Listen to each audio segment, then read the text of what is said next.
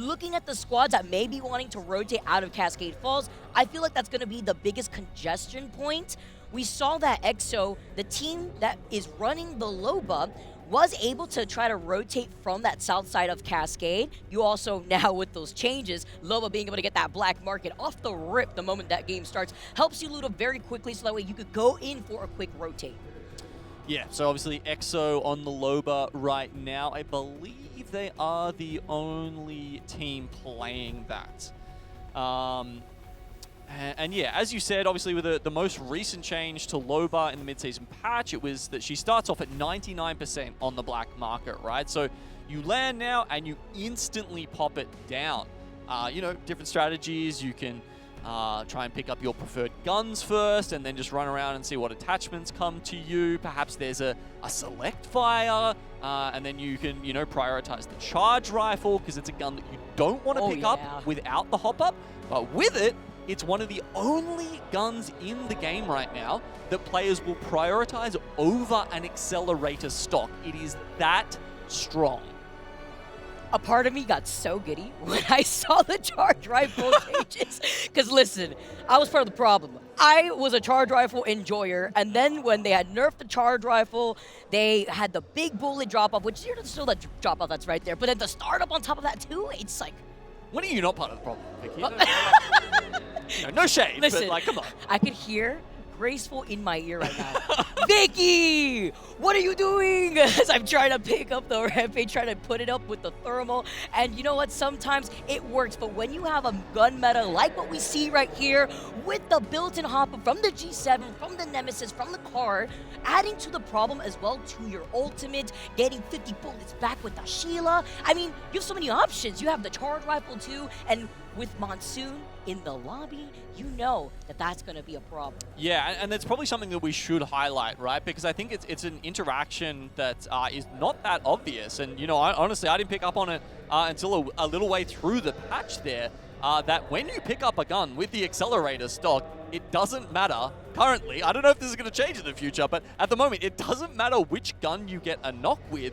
It will add to that 30% ultimate charge that you're picking up from the knock. And what that means is, if we find ourselves in a final circle, there's bubbles going down, and you're the, you know, the Gibraltar, or especially the Newcastle, you wipe a team, you're the point man, all of a sudden, you get your wall back. Exactly. You could get like 2 ults in a final zone like that just because of that slight change-up, which is insane. Imagine what that could lead into very close fights in an end zone, depending on where those end zones pull, especially if there's little to no cover. Like when you have Storm Point, for example, a lot of open space. What can that mean if you burn bubble early?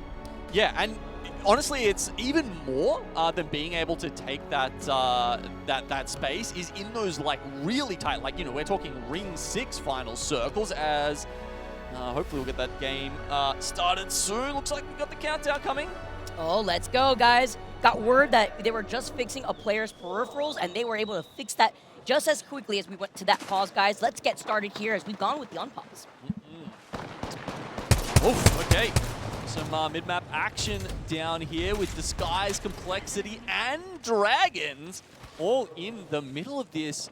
Looks like Complexity has been completely split, so I'm assuming, yeah, one of them has been taken down, and it looks like the Rampart and the Gibby have run in opposite directions just to give themselves a chance now. Eesh, we've all been there, right? Beauty of Apex Legends allows you to have that survivability sometimes and having to play in unorthodox ways where you're forced to play split up. Very congested as well over to that southeast side. See if Complexity is going to be able to recover from this, while Dragons also in the distance is trying to see if they can chase after that other straggler of Complexity. But they're not the only ones within the vicinity, right? We have everybody else in the middle of the north side of Cascade Falls. Yeah, everyone's kind of called this, haven't they? There's, it doesn't look like there's a lot of confusion as to where this is going, as we see BKG on the wrong side of Virtus Pro there. And yeah, so they're really all clustered around Cascade Falls, a little bit up towards the waterfall, up on Command Center where you're seeing some teams, and then just a couple on the outskirts, still picking up their Evo caches. Like, of course, Shopify Rebellion, that's going to be a pretty consistent theme. These guys are playing one of the hardest edge styles we are seeing this LAN. We saw the icon, the legend icon being a double Newcastle. No, this is not a nightmare. Don't Oh, worry. oh, God. This is not a nightmare. No, it is the Gibby that Lou is on. Having nightmares. But I think you highlighted earlier too, VP's been on another level. Lou's also been really enabled by the rest of his squad. Yeah, you know, just before we came back to the break, you know, we were talking about those end circles, right? And how... Oh, no! No way! The drive-by doesn't work because Shopify Rebellion were waiting by the Evil Harvester. Even myself getting a little bit of PTSD from that. They were waiting right around the corner for this squad to come in and the Trident make so much noise, obviously, so they had all the time to react. Nice little pickup there. Ticking them forward even more as they are still in the #1 spot. And now they look like they're actually chasing for these kills, Vicky. They're looking for it.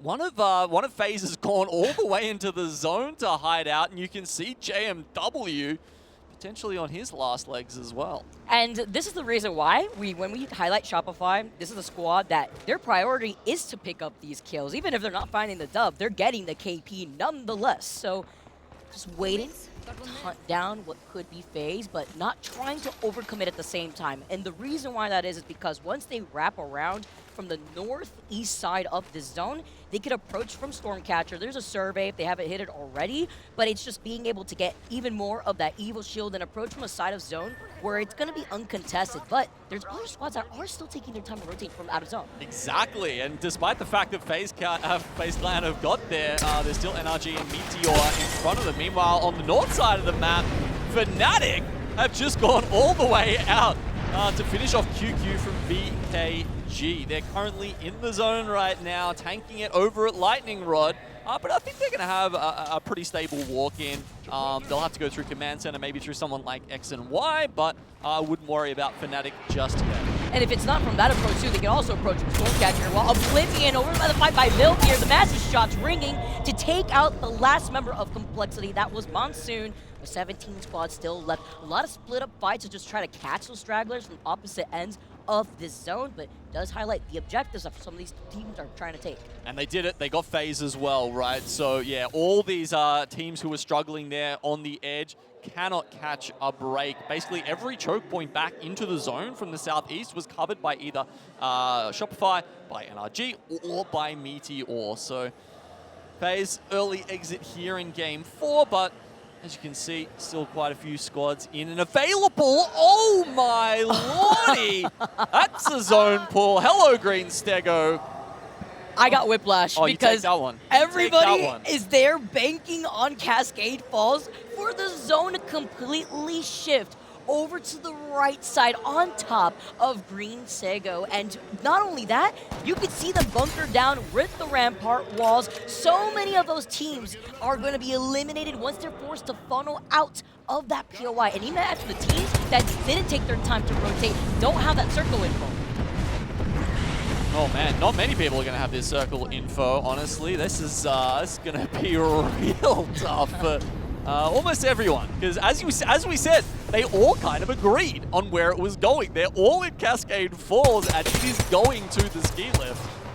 Meanwhile, Shopify, still blood in the water to try to get some of this KP.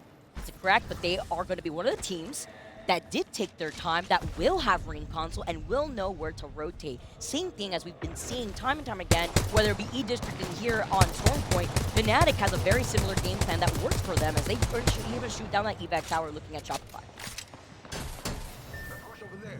And Shopify, this is the kind of zone that suits them more than any other. They play this style, right? They go around, they get their Evo, they get minimum purple, sometimes reds, then they hit the zone, the ring console, sorry, in zone 2. It gives them the zone 3 information. This is the absolute best game for that to happen, where everyone else has got the zone 2 information. They make an incorrect guess off that, and Shopify Rebellion close by even, you know, the Jurassic ring console just walks in. They are taking their time though, and I'm a little bit apprehensive about that. It felt like if they had have gone 20 seconds ago, this would have worked out perfectly for them, but a little bit tardy on the back end this time. Evac coming in. Let's see if if that works out. Listen, I would have lost the circle game if I was teaming up with Gaskin in this case versus Tia and Tiff in that content piece that we had so long ago, it feels like. But now seeing all these other teams and how they're going to have to approach this next zone, it's going to be interesting. But some teams have already gotten ahead of the curve. Look at Ninjas already trying to hold up to the second floor of this building. We've seen a lot of teams try to coexist in a building like that, and some of these teams may not have a choice, but we still have so much blue in the lobby here. NRG, still full blue. These Trident plays too that I've been able to see between scrims, and now here on Storm Point, they said hasta la vista. They dipped with that Trident. I don't blame them too, just trying to see if they could find some space to reset.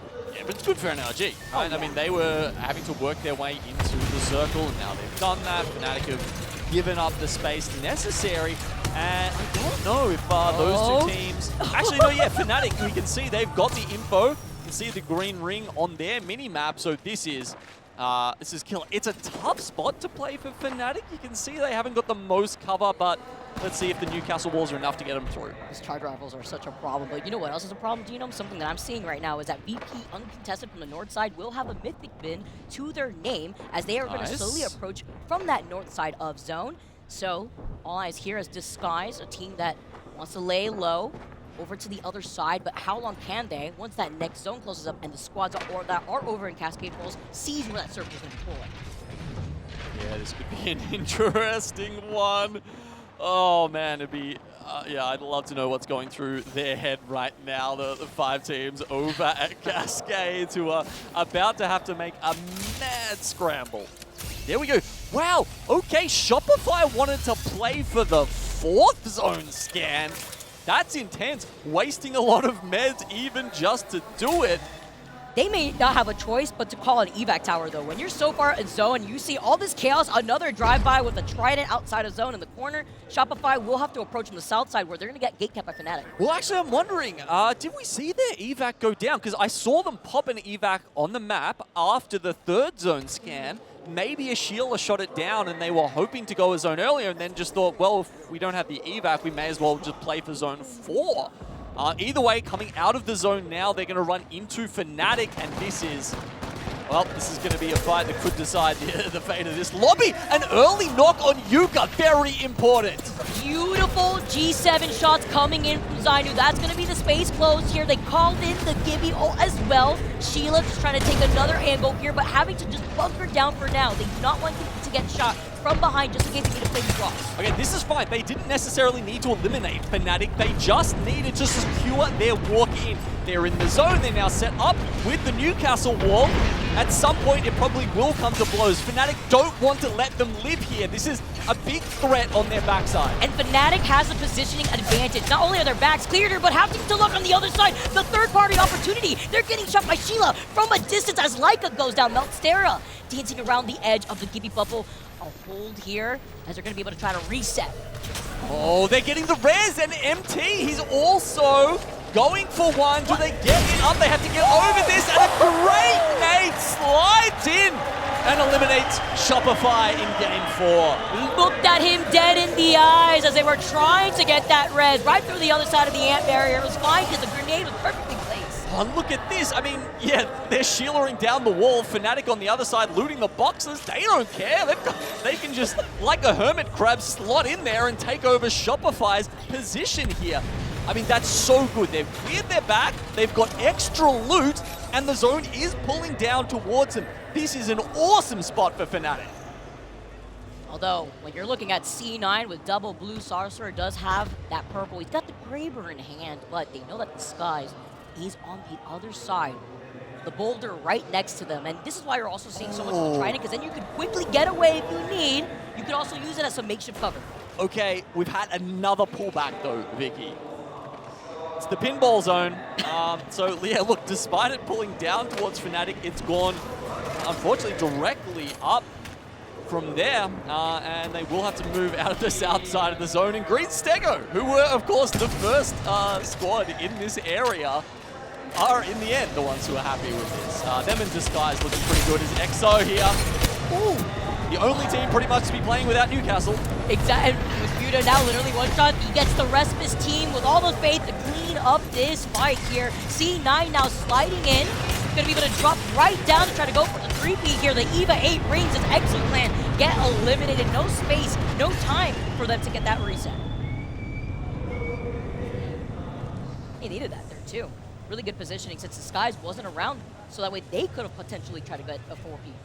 Yeah, I do wonder if Shadow have conformed to the meta here, or if perhaps Rampart was always going to be their pick on Storm Point. You know, they were picking up the Mad Maggie over on E District. It's usually Jackie 1 that picks that up, and he's been pulling it out for, trust me, not just this season, for a long, long time. Yeah, it'll be interesting to see if he picks it up on World's Edge, where we have seen him destroy with it in APAC South. Especially through a Gibby zone, right? It puts in some extra pressure, but Meteor now come in, make sure around the other edge of the new bubble. I love the positioning there too, just so that way he can poke right through the end of the Gibby dome. Yeah, and when it's that close to the door, it's actually very hard to slam back as the other Newcastle, because you need the clearance to be able to do that. Eventually though, having to see they're playing on the edge of this zone, having to be careful through the wall, base killing, get eliminated. Meteor though still trying to be careful, and you're talking about how difficult it is to jump over. Sometimes it can act as a double-edged sword. That's one, trying to go in for the next one here. The dome is gonna be able to protect them. They get the crack though. Some of these shotgun shots were not landing, and Meteor get eliminated. Still incredibly close, and there's a 3P in the distance. Finally some points go Dragon's way, but unfortunately short-lived for them. These guys will come in off the back of that. No Rampart, and that means no Sheila to break through the door here. It takes them a little bit longer, but they do get in against Cloud9. Trying to chuck some Arc Stars, but there's about 5 different shield barriers in the way. And because they didn't have the Rampart, it wasted crucial time. And now look, it's the green light for another team to see if they can poke heads here, having to back away. When you're at a disadvantage in Evos, you have to time that properly so you're not at a disadvantage. Oblivion, of course, you always want to be the one slamming that last Newcastle wall. Oblivion do that. Isn't enough here for them to win the fight. Guild, yes, they go down, and they should be able to get the reset. No one else looking at them. Cloud9 in the house alone. Disguise actually pull back into the zone after they see where it ends. Can't catch a breath here as now Fanatics are looking at Ninjas in Pajamas here. Gonna be able to take this slow though. We're trying to look at the double, not only the Newcastle over to the right, but it is that Catalyst wall barrier through that doorway there too, except Fnatic have that Rampart just in case. Yeah, Fnatic, I'm sure they're feeling hard done by after winning that position. You know, so many other teams' blood on their hands throughout this series, but they need more if they want to make it further in Game 4 here. Ninjas, I mean, these double-story buildings in the current meta, very hard to push. Sheila's really the only thing that gives you any kind of punch through if you need to make it in there quickly. Otherwise, it is just a very laborious process trying to deal with enemy utility as you're pushing through these tight chokes. If you're Oblivion, you're clenching right now with the way that Reed's literally holding onto dear life. They try to pull up, but they were right on top of another team. This guy's not quite there here. They're nowhere safe. Another squad also up on top. That is Staven, who had that building from the very beginning. Well, at least he finds a bit of cover that the Sheila can't rip through.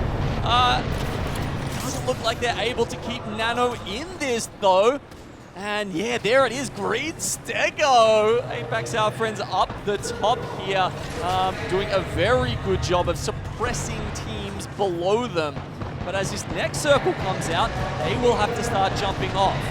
Playing King of the Hill before Fnatic have them in their line of sight, but they're not the only ones in this building. Like you mentioned, Gino, so much space for a lot of these teams to coexist. TSM, NIP, and NRG are also in the building to the right, by the way. They're one of the squads that aren't uncontested, but they will be forced to be out in the open once that next one closes. Yeah, interesting. I was wondering where they were. Yeah, so TSM trying to survive on the top right now, but this is tough. They're having to use so much utility just to live up here. Bubbles going down. I'm sure they're going to be trying to cycle as much Newcastle utility as they can to stay in here. But at the same time, if they don't have that, when the zone starts closing and they have to drop down, they're instantly dead. It's kind of damned if you do, damned if you don't right now for TSM.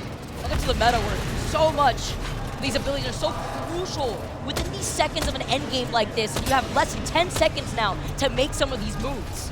Yeah, I mean, having bullets in your Sheila right now, extremely important. You can force other teams away. They can't really pick you if they don't have their wall up.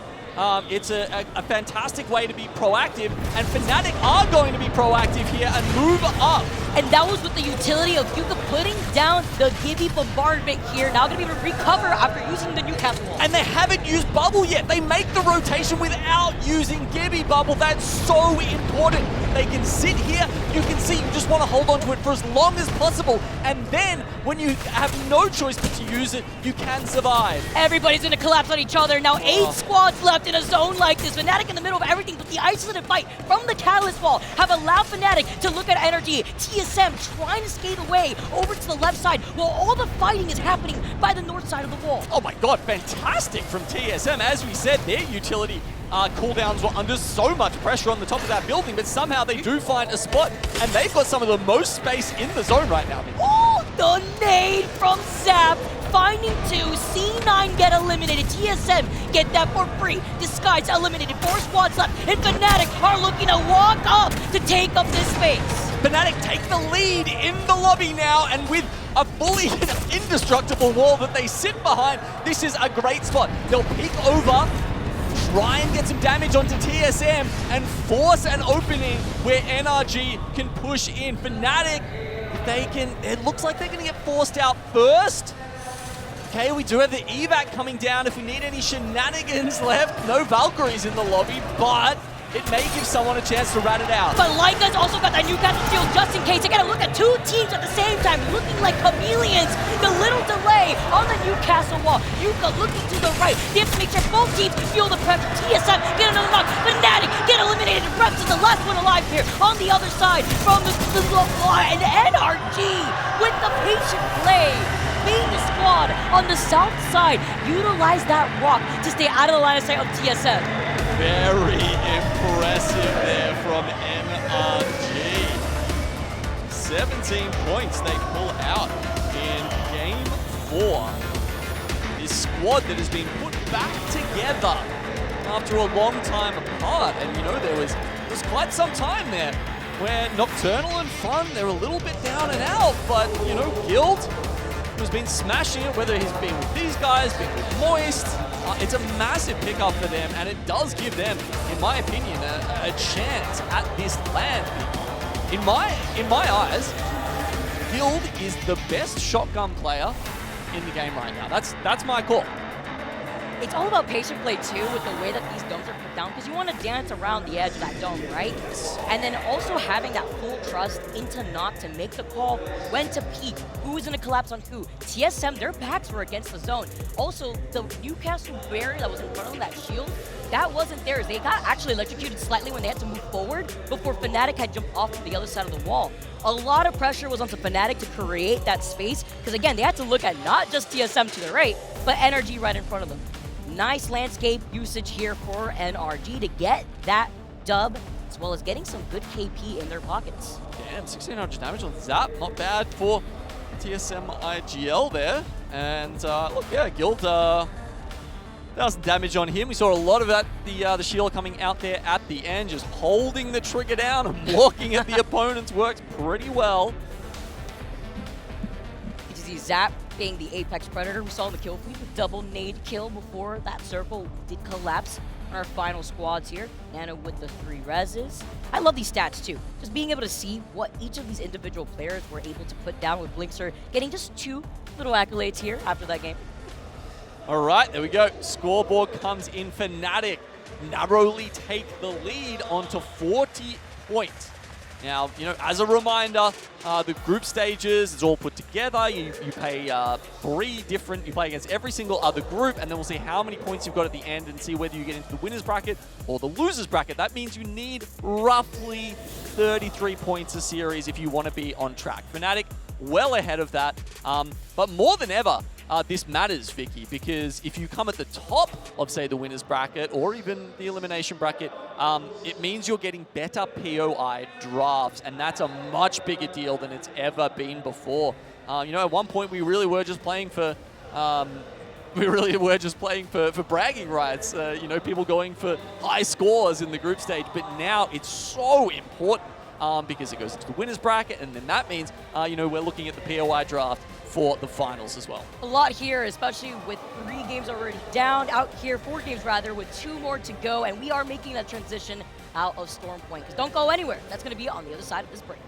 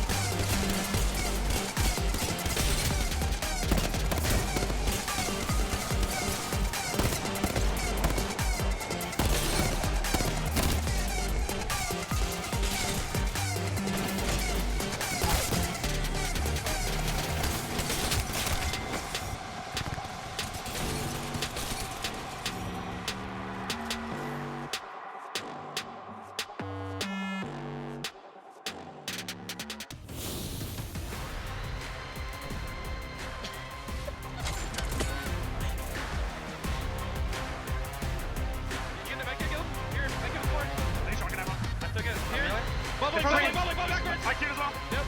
Left and right, left and right. Yep. I got stunned. Left is sending us, I think. Left is sending us. Give me one. Okay. Keep going. Left. Give me all your... Push left. Rampart left. Push left. Yeah, I did. Zone. Kill give me. Rampart one. Left one. Newcastle. One. Nice. Baby. Come on. Shit.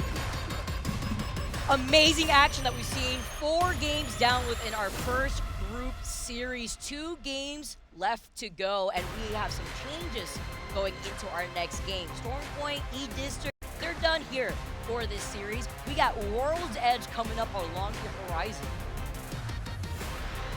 World's Edge next. With, obviously the change coming in for champs. This is the first time in ALGS history, if I'm not incorrect, that we've had 3 maps being played at the same event. So it's been a long time with Storm Point and World's Edge in the rotation. We've added E-District, and that does mean that yes, in this 6-map series, we're going to be playing 2, 2, and 2. So that does leave World's Edge up for grabs, and we'll see if any of these teams can make their comeback here. So far, we've already seen a bit of a shift within our top teams that we saw throughout those last few games. With TSM finding themselves in a second place spot with 38 points, but not too far behind. We're talking about Shopify, who were holding that #1 spot without taking a dub. Well, maybe this time around, they have to consider other methods because they were eliminated in 17th when they were trying to get that KP. They were, but if we think about how the 3-map POI draft works, Vicky, you have to prioritize 1 map, 2nd map, and then the 3rd. There's 3 rounds of picks. What that means is Shopify Rebellion close to the top here, and they still have their #1 pick left to go. They went for Skyhook West. That's coming in now. Whereas Fnatic, who have made it to the top here, they're on their 3rd round pick. They've had to go for Lava Fissure. I mean, how big is the difference between those 2 POIs?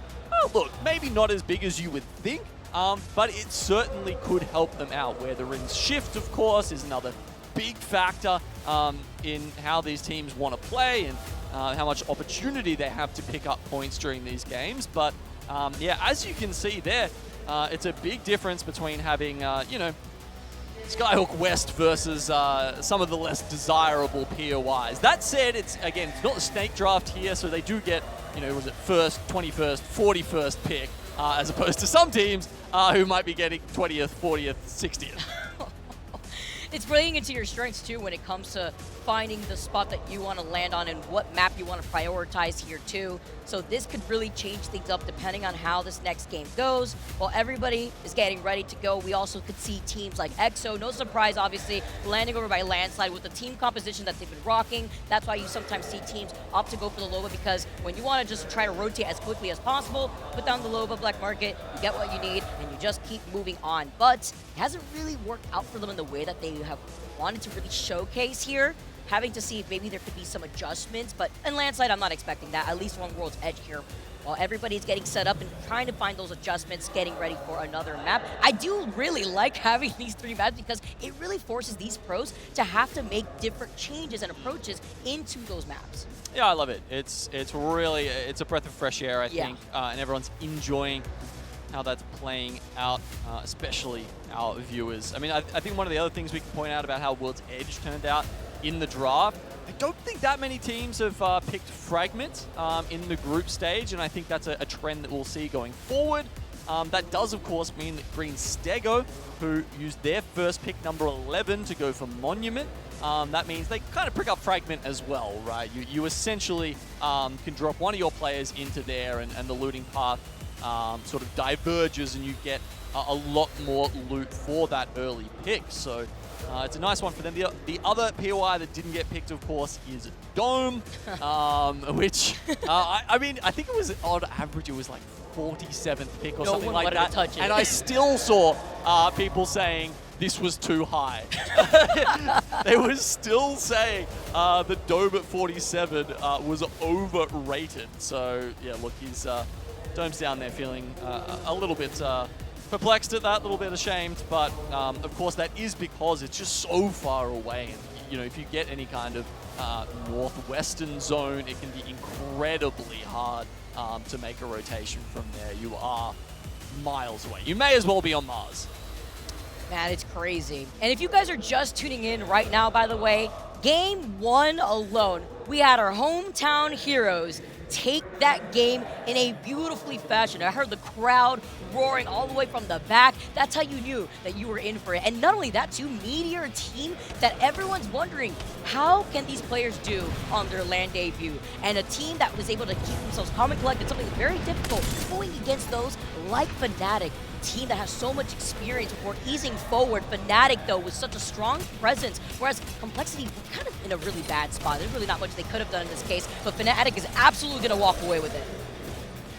Great start to it for them, and you can see, you know, electrified Newcastle Walls. You have to be a little bit wary of that, but they find their way in and around the bubbles. I mean, look, I gave the glory to Guild before, but I gotta say, Meltstera is definitely up there in terms of our best shotgun players as well. And I mean, you can't have that conversation without mentioning Yuka F. Okay, yeah. But it is interesting to see that he's still picking up the PK, right? It's his signature weapon. He is an absolute demon with it. But it's, you know, it's not the strongest gun in this meta, and it's interesting that he is sticking to his guns, you know, pun sort of Literally, intended. with that PK, and he makes it look beautiful too. And that was with the first game. Not only did they end in a dub, but they ended with double KP too. They ended with 10 kills. While looking at the entire series results after these 4 games alone, Fnatic up ahead with 40 total points, but not too far behind them is TSM with 38. Even then, though, you're looking at Shopify, the team that was sitting in first place before the end of that last game, costing them that 2 spots there, sitting in third. And VP, a team that's also starting to ramp up, getting good amount of KP, shortly right behind that. Yeah, and obviously TSM, another team that have got their 3rd priority pick on World's Edge. So, you know, are they a bit tapped out? How many points have they got left in the tank from the lesser picks down there at just Mirage et Trois? A bit awkward for them. VP, the other one you were highlighting at the top there, they're onto a first pick. So they're down at Lava Siphon. That said, there's a reason, you know, Lava Siphon, it was at one point the god tier POI in ALGS. It has slipped far from those lofty heights in recent times, and that's because it's very hard to make rotations depending on what teams you've got around you. You're a bit landlocked, and it's just hard to predict in this day and age where you don't have everyone's rotations down to the second because everyone's changing their POIs all the time. Takes a little bit. And once again, everybody at home, thank you so much for watching. We're making sure all the players are ready and loaded in. And while we're sitting here ready, it is time for World Edge. I'm excited here, Genome. It's been such a journey to make it to this champs, and with our first series to watch how these groups have been able to iron things out. A bit of a lull, you know, in the offseason to see what the meta is going to shape up to be. We got a hint of that looking at scrims, the Rampart, the Catalyst, and how this has changed things with the support legends that have also infiltrated the meta. The Gibby, the Newcastle. Let's get started, everybody. World's Edge. It's like we're right back at home.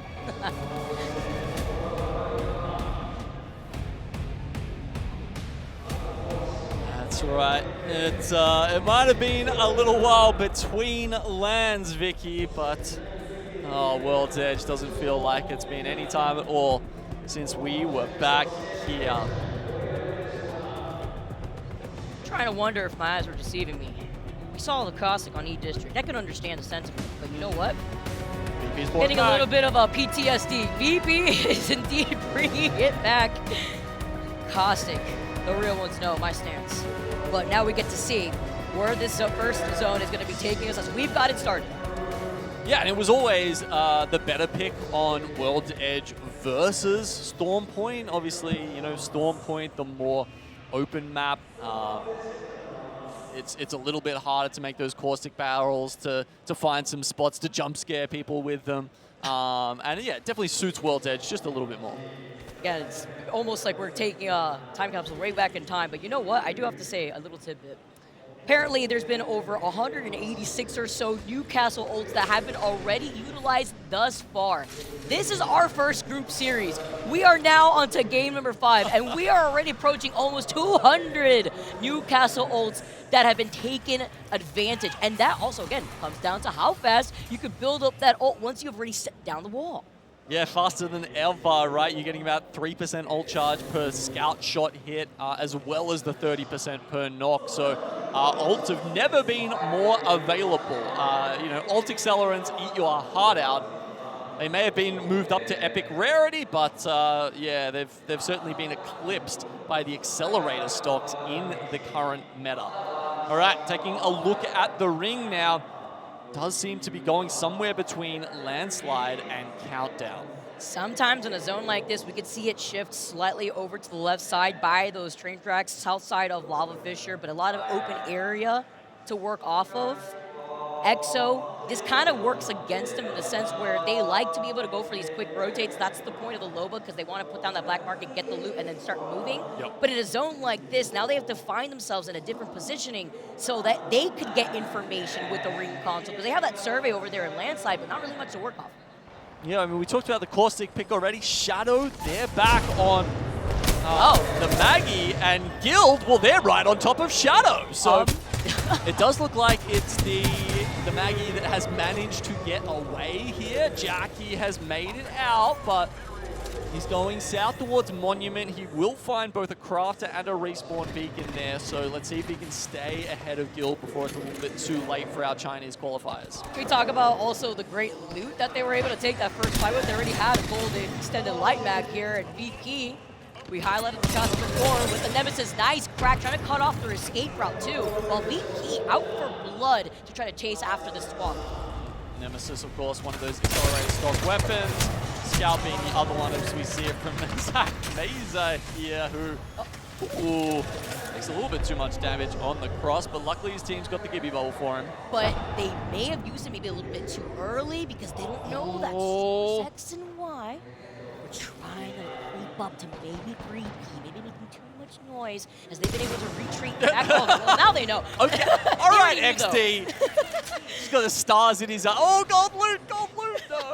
I think they heard their footsteps right when they were trying to back away, but Probably. talk about timing, though. Oh, they get the, oh man, they not only get the loot tick, they also get the crate drop. That's pretty handy here for X and Y, but yeah. I don't know, I still think they could have pulled in there for the 3KP and then gone for the loot, you know?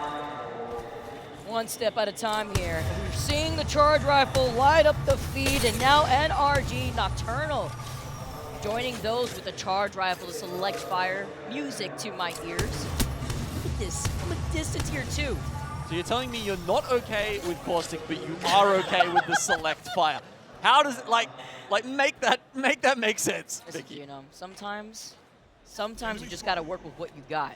And caustic, that's just not been my favorite from the very beginning. Real ones, all the OGs know, but you know what? I wasn't expecting to see my sleep paralysis demon Rampart come into play going into this champs, and I love to be able to see what different teams have been able to really take advantage here. Phony missing out on that BP shot that looks behind him. He misses another one, but it's fine.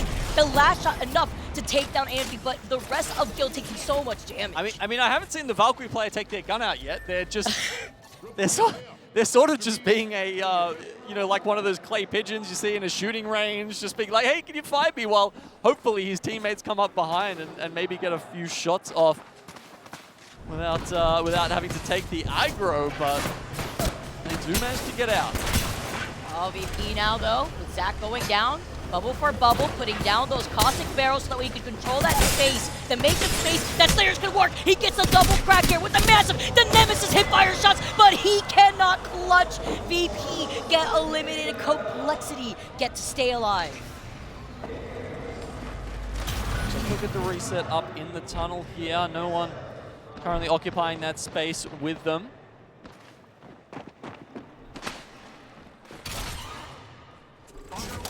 The Rampart ramping up that Sheila.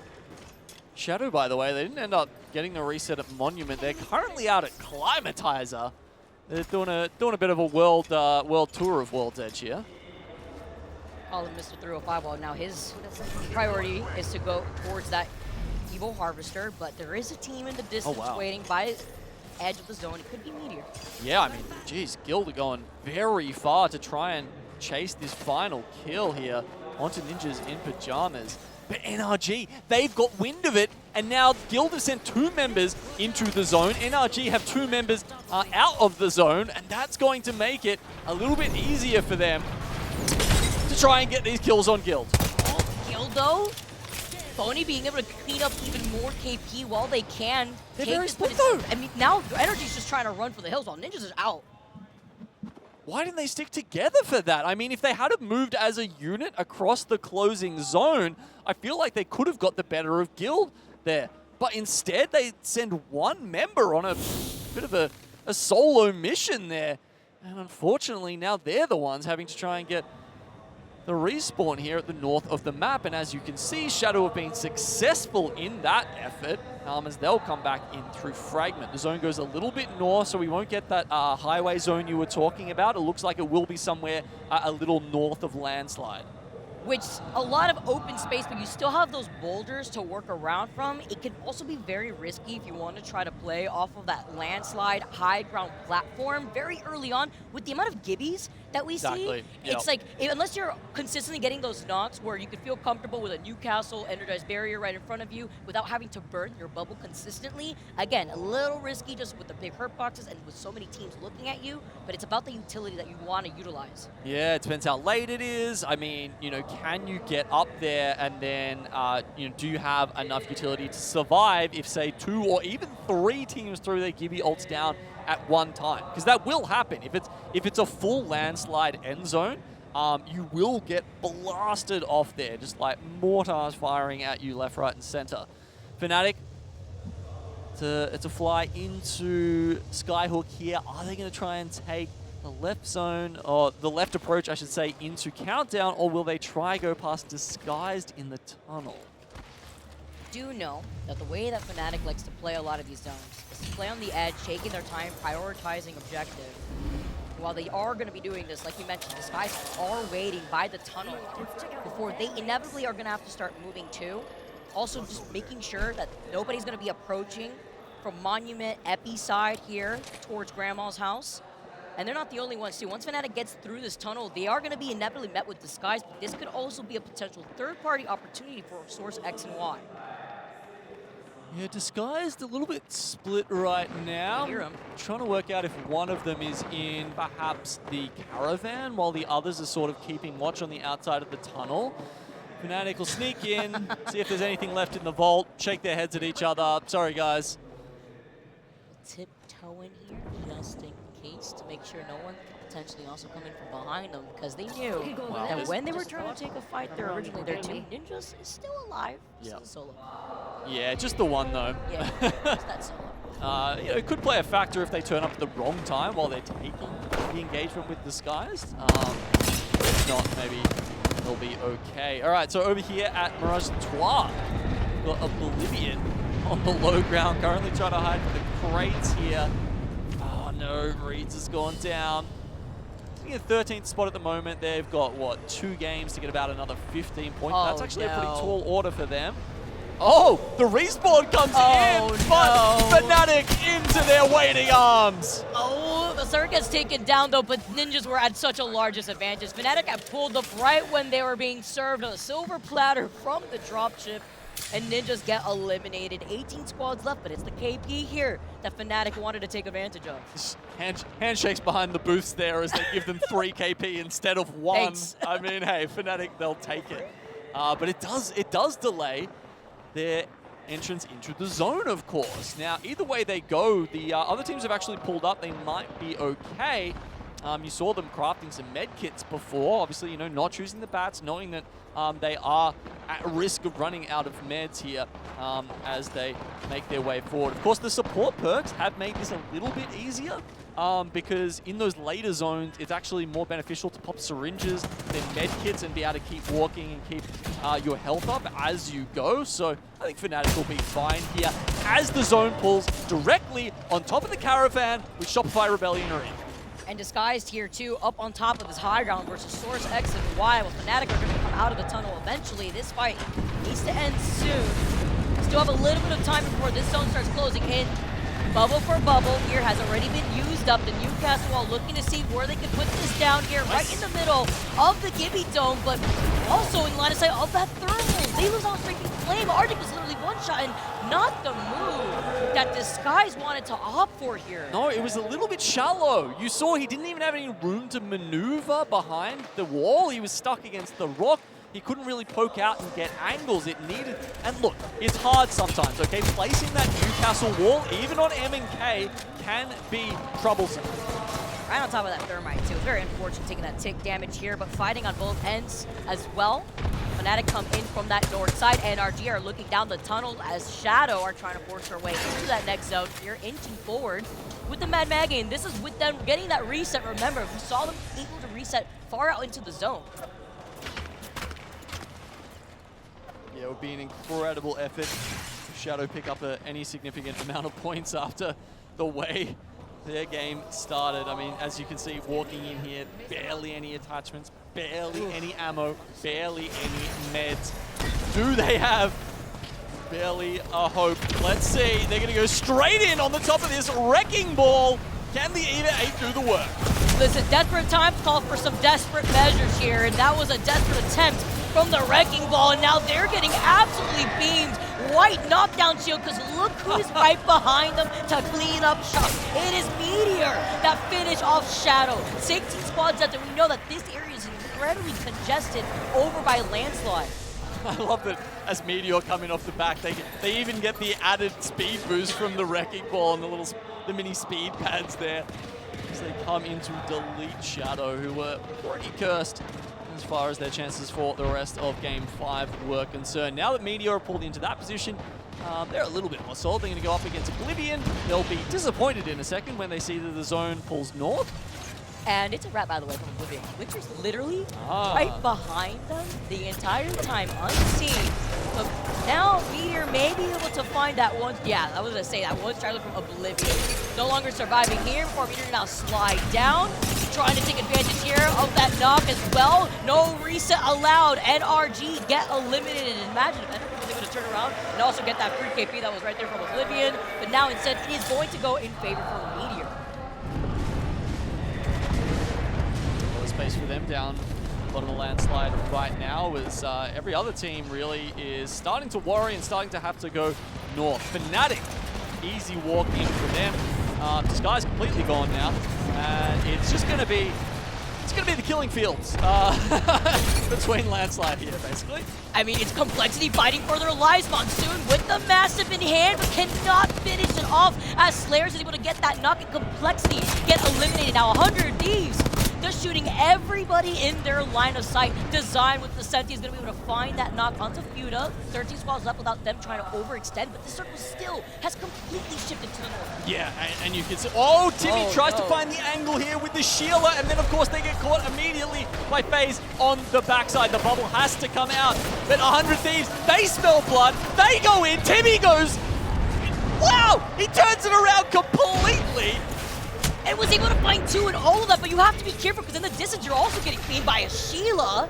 Another team looking at them. Fnatic now moving up here, looking at Source X and Y. Fnatic, with them taking their time, rotating from Skyhook, getting some free KP in front of them from NIP, have now been able to find themselves in this next zone. And they're not the only ones. To the Skies, Meteor has now found themselves in Sniper's Tower. Fnatic, #1 in the lobby. Do they have the #1 spot in this zone? Maybe not quite, but it's at least top 3. They're sitting just below Meteor. And further the zone closes, the better that high ground power does become.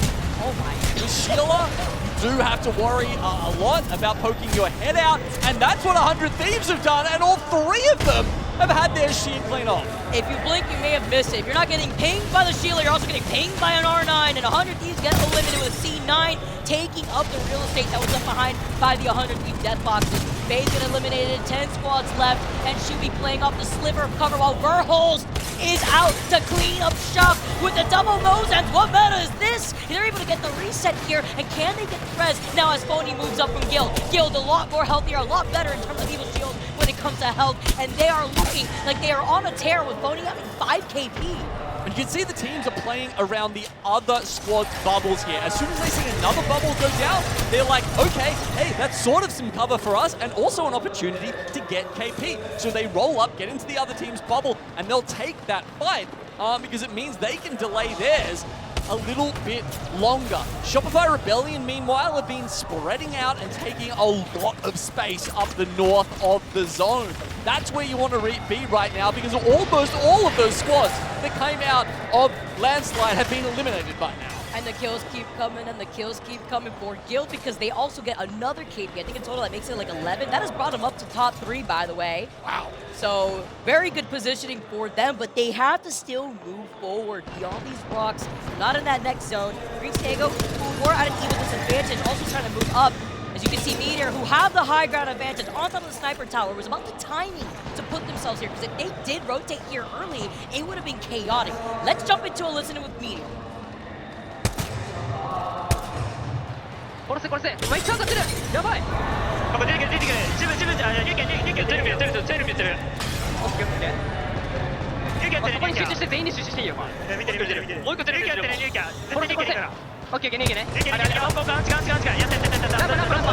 分あっちこっちナイスゆっくりよ5分間左下ワンチャンファイト起きるかもした下3待って聞いて足元3部隊でこれはフリーズ打ってるワンパあーね俺さ下さ俺バルジャンで帰れるからワンチャン漁夫でそうだったら普通に多分集団から漁夫狙うのありかも一旦中団俺これチャンピオンなしで2位でも全然ありかもありだね奥が強すぎる話これさ中団さ上からやるよ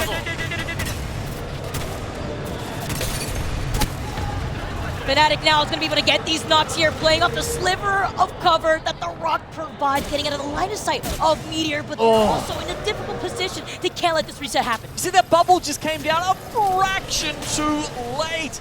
But they do. They actually get the reset. And if Fnatic can hold this one off, maybe there's a chance. Of course, there'll be 16 brutal seconds after this bubble goes down that they'll have to find a way to survive, with Meteor picking up kills above them and X and Y luckily being held out by Shopify Rebellion here, who again have dominated so much space in this final circle. They have not picked up a lot of kills, but that's fine. They've identified their win condition here, which is letting everyone else do the hard work, and then they're going to pop in right at the end. Remember, it was about trying to see if they could get that dub. Oh, that was in slow motion. That Heartstorm was hit his forehead, and now Shopify move up. They were forced to use that Gibby Dome, but now they're going to be able to settle down with these barriers, with the amp damage. Eventually, in case we see me there trying to drop down, Shopify aren't in a position to get pinched here.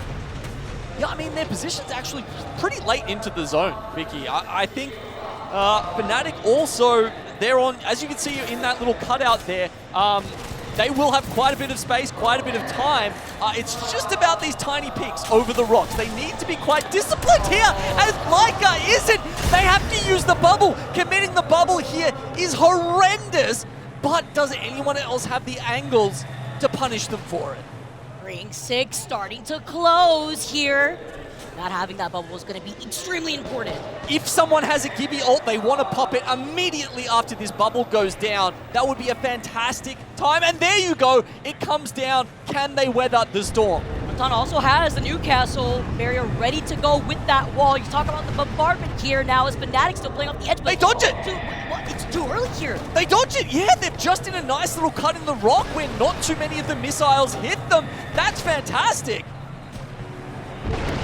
A little too early. Proton now dropping down. I like these angles though. Gets the stick in that moment. He drops down and he goes into the line of sight of that Sheila. Level Ace being the Valkyrie though in this team. Maybe able to dip and dodge if they can. I mean, we've been waiting to see Level Ace and what did he do here? He's dead. He's going for the Valk ult, but unfortunately, Johnny, well actually, no, that was actually why, yeah, grabs the down. Fnatic here though, the page is paying off. Shopify now losing out on MT, playing around the rocks. The PK, he accidentally picks up the banner, maybe trying to look for a shield swap. This is Fnatic, the patient play after they originally lost cycle, maybe able to clutch. A great slam, it pushes all of them out. And now, this is the opportunity for Fnatic to potentially take another dub, but the Sheila from the high ground is a nail in the coffin for Fnatic to take 2 dubs in this series. Beautiful start here for the whole down advantage squad of Fnatic.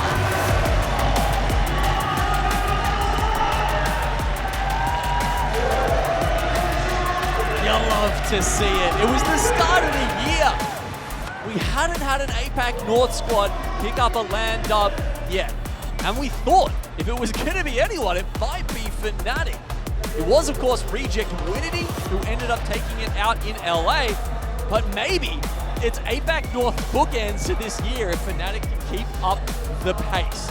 Group stage, we're definitely expecting them to look like this, to look red hot.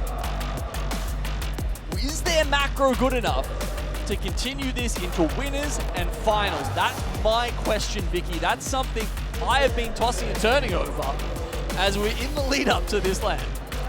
It's just the fact, the hype from the crowd. It gives me goosebumps. I love being here at a LAN as Fnatic take another dub with another set of 10 KP to their name. Also, furthering their advantage in that #1 spot that we were looking at in the series results thus far. Of course, there's still that one more game here on World's Edge, but we were highlighting their POI, right? Fnatic landing over by Lala Fisher, but talking about their pathing to put them here in the first place, allow them to go all the way around, through Skyhook, still clean up KP and go through the tunnel. Now, as we look at the top 3 here, we see that Shopify ended up in 3rd with 1 kill. I have to question whether it was the right play now, because going into it, you understood the mission. It was stay alive, get the 12 points from that first place, and whatever kills come. But if you end up with 3rd and 1 KP, you kind of have to wonder if it would have been better for them to maybe extend a little bit more and play a bit more aggressive to balance out their chances of picking up points there. Well, they still have another game to go here to try to change that up if they want to, because look at this. We have a 3-way tie between Shopify, TSM, and now Source X and Y, with Fnatic, though, leading the pack with 62 total points. The only team thus far that has been able to get 2 dubs within this series. And if you want to make a statement here as the first group to have to play, this is how you started off with Fnatic and having the crowd behind them. Fnatic well ahead of the competition right now. Some other teams need to play some catch up here in Game 6. Ninjas in pajamas, sitting down there at 9 points. I think they picked up something like 6 or 7 of those in the first game where they had a zone drop on their head in Energy Bank. maybe they need another bit of luck with the zone there to help them out and round this series out. And maybe not present themselves over to Fnatic to be sacrificed for Fnatic to hold such a great position. But it happens there too because a lot of teams we saw in that game were really banking on hanging out in landslide. That was just game number 5 done and dusted. Don't go anywhere, guys. We got more action. We got more World's Edge coming to you on the other side of this break.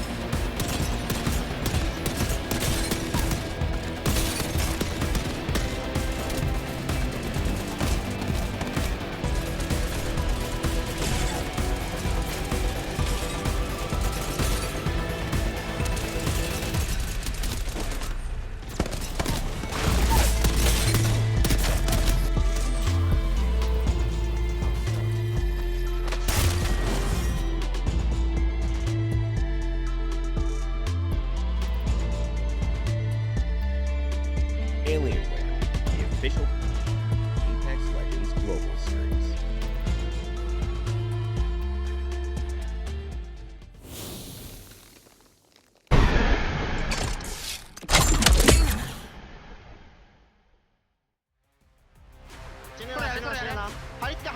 Battle Beaver, official controller partner of the Apex Legends Global Series. Don't forget to use code ALGS on their site at battlebeaver.gg/ALGS for 20% off during the Split 2 Championship weekend. Go directly to battlebeaver.gg/ALGS to automatically apply the 20% off ALGS code. We could display the QR code. It would be amazing here for you guys to really take advantage of because I personally have myself a Battle Beaver controller that I was able to get after Split 1 playoffs, and it has been absolutely amazing when it comes to really rolling down through for ranked. You know what else is 20% off, Vicky? The rest of the lobby compared to Fnatic. That's actually true. Yeah, Especially they're pretty with far the ahead right now. Doing pretty well. 2 dubs in the bag, 60 points already. That's like 3/5 of the way to qualifying for winners bracket, and well on their way to continuing their #1 seed. Actually, sorry, what are they? Number 2 in this group. Anyway, close to it. As we go into the next stage of the tournament, and as we were mentioning before, it is quite important, right?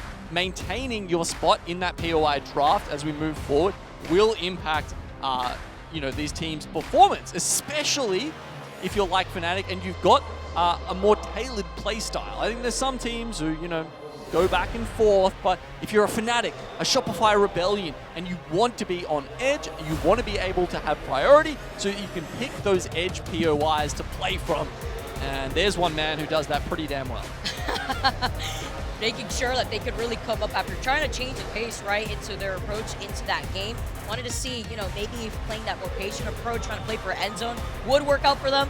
Unfortunately, did not in this case. And honestly, looking on the other side of the coin, when you're a team like Fnatic and you really plan out your path and to take your time before rotating into that zone, we were wondering with them having the 42nd pick for Lava Fisher before transferring over to the north side through Skyhook and getting that KP, if it could work out for them, because also they were one of the few teams that did have that ring console information, that didn't fully put all their cards on the table for just going into landslide or even the outskirts of landslide, where we saw just a plethora of teams fall in that open field. Yeah, that's insane to think about, isn't it? We were saying, maybe they're tapped out, maybe, they've juiced up from points from round 1 picks and round 2 map picks, but in the round 3 map pick, they do actually grab a win. So that's a huge result for Fnatic and one of the reasons why they're very much on top right now.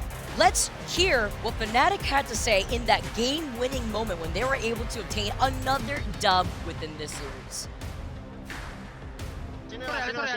張り付いてゆっくりゆっくり対面でファイトゆっくり右下右下右下大丈夫、分かってる分かってる。ウルトで上がれるウルトで上がれるウルトで上がれる一番上にやって一番上3枚いるからあごめんできなかったいやいや中段ゆっくり登っていこうゆっくり左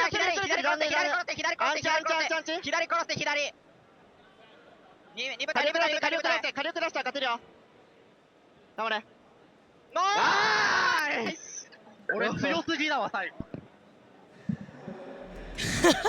Don't let their calm demeanor right now fool you, by the way. I love the cheering at the very end of that listening because let's not forget that chaos had led into those final moments. At one point, we saw Laika actually get knocked, but no team had a positioning or opportunity to capitalize off of that. Meteor wanted to take advantage while still holding on to height. You have Level A somewhere flying around trying to hold on to like the pylon of the sniper tower. Everyone is looking at every direction while also making sure they know where the teams are by that rock.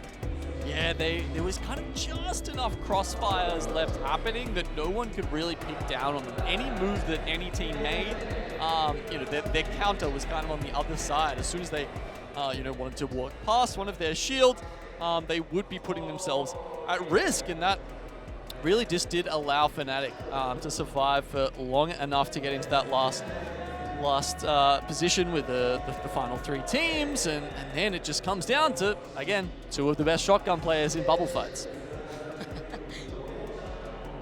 Compare and contrast right here with the double domes that we keep seeing too, but also the timing. Remember, we saw that Gibby bombardment slightly too early. Well, that final zone was closing in. Imagine just waiting just a bit. Maybe thinking to force the squad off of height, seeing what we could do here, trying to get that positioning. But now it's the combo for the Storm as we dive into our final game of the series. Yeah, it was interesting, right? I called it right before they put it down, so I do feel like it was a good opportunity to use it. It's just that, it didn't quite work out. The terrain really played in Fnatic's favor there in terms of where those bombardment strikes hit.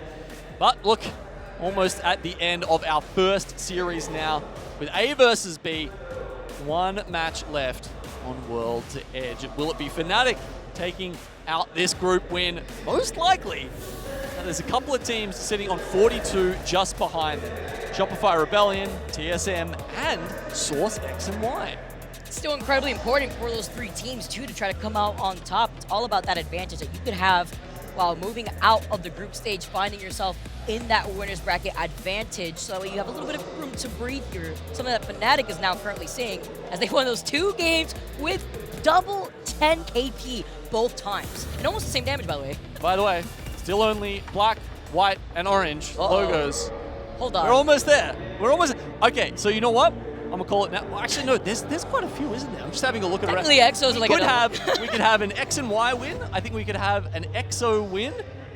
Maybe like a TSM there, pure white. Shadow, Oblivion. Yeah, that's it. Only those teams can win this map. It's like the color buff out here too. Scriptwriter is having to work a little bit of overtime, but Fnatic's not gonna have anybody take that spot from them as we get this beautiful flyby of World's Edge, our final game within our group series here. It's been a great start for groups A and B, and now we get to wrap it up here on World's Edge. Fnatic feeling incredibly confident, especially after hearing the emotions from this squad at the end of that game-winning moment. The ring console, perfect. They've got an Evo very easily accessible from Lava Fissure here. Even in this final game, things going Fnatic's way. As soon as this dropship gets a move on and we see where it pulls, it's going down to Thermal Station. That's not too bad for Fnatic either. As long as TSM gets a wriggle on, Fnatic will be able to follow down behind them. And let's see. Will they go straight towards that sort of northwestern thermal choke, or do they stick around and maybe try and pick a fight with a Dragons, knowing that they've got teams like Shopify Rebellion on their backside? Remember when there were like 0 crumbs of Thermal Station end zones for so long? Now we get to see them obviously again here. 100 Thieves having that advantage, going to be able to get that information, splitting up a little bit to not only to get that Evo Harvester, but the survey beacon, and being able to see where that next zone is going to be pulling to. So they'll have that information right away, and so are other squads as they're making their rotation. VK Gaming already on the move, exiting out of Harvester phase as well, coming out of staging with EXO right on their tail.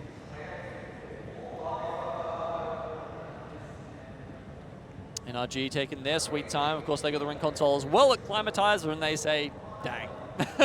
It's literally the furthest it could be away from us, so no point cutting our loot, no point not opening every bin on our way here, because we're going to be pretty much the last to get to the circle, and Synetic picks the absolute worst time to get on that zip and fall straight into the lava. You can't even crawl to your friends. You're taken out before you even make it back to land. And with the R301 too, and they were about to do the Milno coffin in case they needed to rip out that Sheila. They were ready for it too. EXO, AP that they needed while the fighting hasn't stopped. Dragons inside of the Gibby Dome too on this north side choke. This is versus TSM, by the way, where they had earlier on called it an evac. They're not going to use it just yet because they see this as an opportunity with Dragons now moving up. Yeah, just a little bit too slow to get in there past TSM. EXO takes out FaZe, clearly on their way to victory in Game 6, as we said. It's happening. You called it. But yeah, this is going to be a great little choke here for TSM to be able to play out. As you can see, it won't be in forever. It's not going to end here. But, some potential for kills in the first couple of zones before they have to make their way further south. Fnatic, as we said, will they be swinging around too long? Yes, they are going to be going for maximum evos around the map. And that's kind of their game plan too. And actually highlighting back to the TSM point, the team that goes over to Mirage, TSM in this case here, and having to rotate out of Mirage, they have a survey beacon but no ring console, so they don't have that information. That's why they're kind of treading on the edge, maybe trying to hold that choke, because if they can catch a team like Dragons trying to take advantage of the Evil Harvester, that's some extra KP for them. But now seeing that nobody had taken up that building over to the south side compound, now they were able to move up for free here. Fnatic, again, on their own journey here through that tunnel side, they know that they're in the lead. They know that they have the advantage. If they can cut off any other rotate from other squads, such as Shopify who are coming out of Skyhook, even better for Fnatic to work into the way that this type of playstyle has worked for them. It's been fantastic for them all throughout this series, really.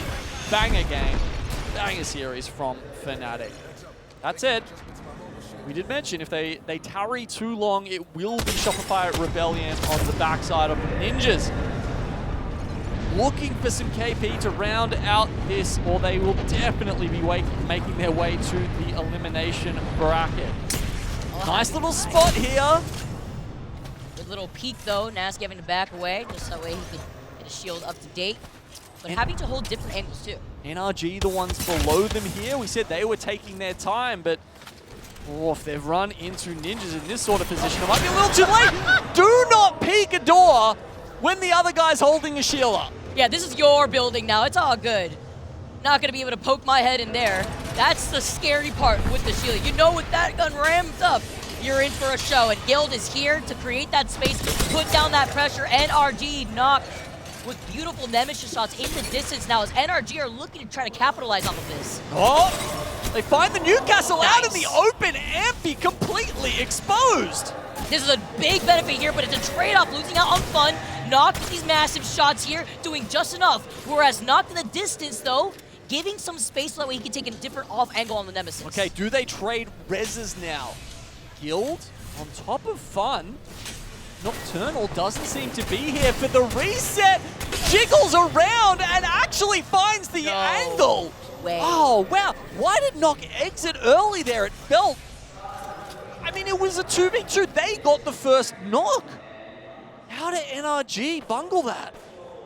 Honestly, a really good question, too, because eventually, right, when you see that it's a 2v2 opportunity, we have one teammate inside the building, you're still at a number disadvantage, and Nock didn't really close in that space. And now, calling it quits, just backing away instead.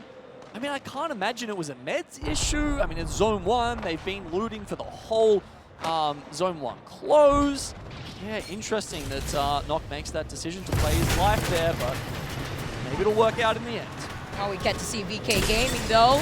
Trying to see if they can get the Newcastle reset, but no can do behind those bins. VK Gaming get taken out. And this is always so scary when a zone like this closes up.